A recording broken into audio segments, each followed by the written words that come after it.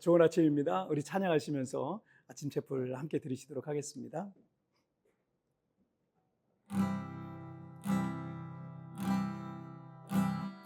왜 나만 겪는 고난이냐고 불평하지 마세요.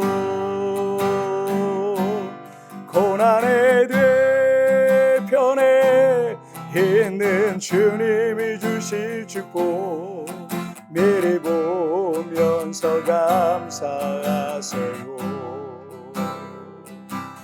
너무 견디기 힘든 지금 이 순간에도 주님이 일하고 계시잖아요.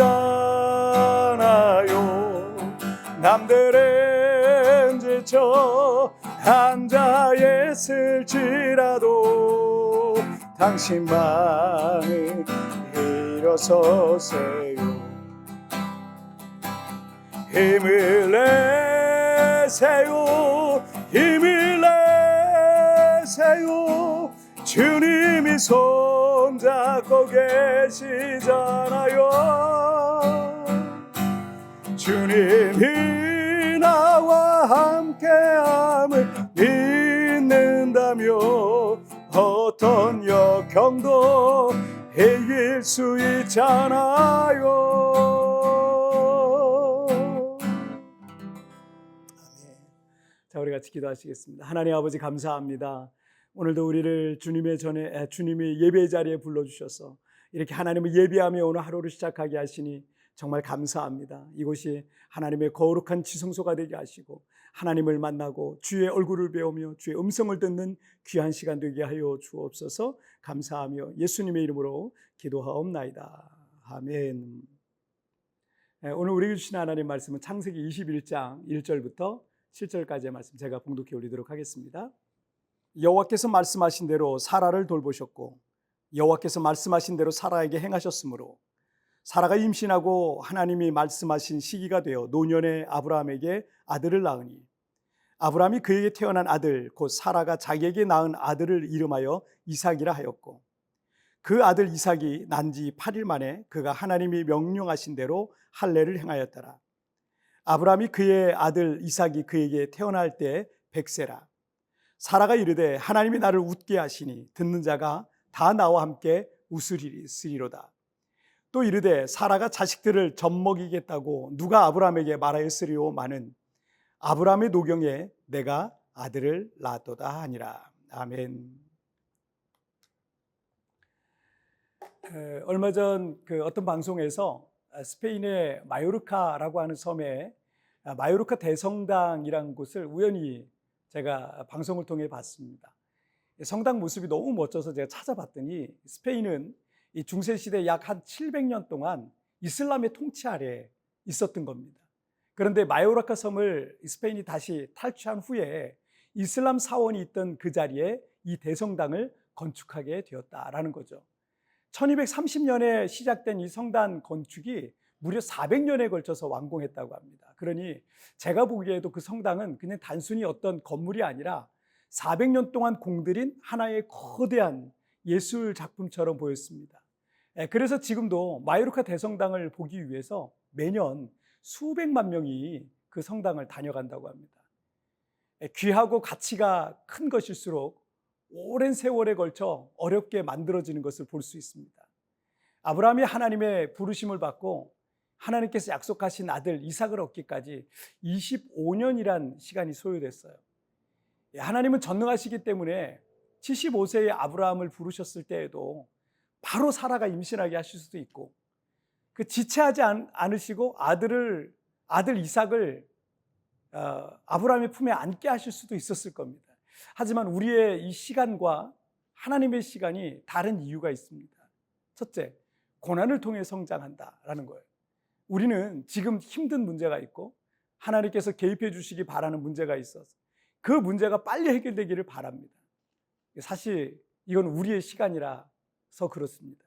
하나님의 시간은 우리가 생각하는 것보다 더 더디게 가는 것처럼 느껴질 때가 많습니다. 그런데 우리가 어디까지 믿어야 하냐면 하나님의 응답이 더딘 것에는 나보다 더 크신 하나님의 선하신 계획이 있음을 믿어야 하는 것입니다. 불신자이면서 우상 숭배자였던 아브라함이 하나님께 부름받았던 75세 때 바로 아들 이삭을 얻었다면 그는 어쩌면 믿음의 조상이 될 수 없었을 겁니다. 이 세상의 모든 것이 한순간에 자라는 것은 없듯 믿음이라는 것 역시 한순간에 자라지 않습니다. 믿음이 자라고 인격이 성숙해지는 데 있어서 고난이라는 것만큼 훌륭한 교관도 없습니다. 창세기 21장 2절을 보시면 사라가 임신하고 하나님이 말씀하신 시기가 되어 노년의 아브라함에게 아들을 낳으니 이 아브라함의 나이 100세, 사라의 나이 90세에 그들은 아들을 품에 안을 수 있었습니다. 그들에게 아들을 갖기 위해 필요한 시간이 25년이었다는 것은 곧 믿음이 충만한 데 이르기까지 필요한 시간이 25년이었음을 말해주고 있는 겁니다. 그래서 여러분 시편 119편 71절에 보면 고난당하는 것이 내게 유익이라 이로 말미암아 내가 주의 율례들을 배우게 되었나이다 라고 말씀하고 있습니다. 지금 여러분의 삶 속에 고난이라는 것이 있다면 여기에는 당장의 문제 해결 그 이상의 하나님의 선한 계획이 있는 겁니다. 그래서 찬양의 가사 중에 우리 좀 전에 불렀던 찬양처럼 왜 나만 겪는 고난이냐고 슬퍼하지 마세요. 고난의 뒤편에 있는 주님이 주실 축복 미리 보면서 감사하세요. 이런 고백도 있는 거예요. 그 고난이 끝이 아니란 말이죠. 자, 둘째, 시련 뒤에 웃게 하신다라는 겁니다. 성경 속에 나와 있는 많은 믿음의 사람들에게 마치 필수 과목처럼 따라다녔던 것이 고난과 시련이란 것이었습니다. 하지만 그 고난과 시련에서 끝나지 않았습니다. 하나님께서 그 가운데서 건지시고 도우시고 은혜를 베푸시고 구원하셔서 영광을 받으셨습니다. 창세기 21장 3절을 보시면 아브라함이 그에게 태어난 아들 곧 사라가 자기에게 낳은 아들을 이름하여 이삭이라 하였고 아브라함은 1년 전에 하나님께서 지어주신 아들의 이름으로 이삭이라고 불렀다는 겁니다. 이삭이란 이름의 뜻은 웃음이란 뜻입니다. 그런데 하나님께서 이 이름을 지어주신 것에는요, 두 가지 정도 의미를 갖고 있습니다. 하나는 1년 전 하나님께서 아브라함과 사라에게 이 예언을 하셨을 때 그들은 도저히 믿을 수가 없는 일이라서 사실은 기가 막혀서 웃었어요. 어이가 없어서 웃었던 적이 있었습니다.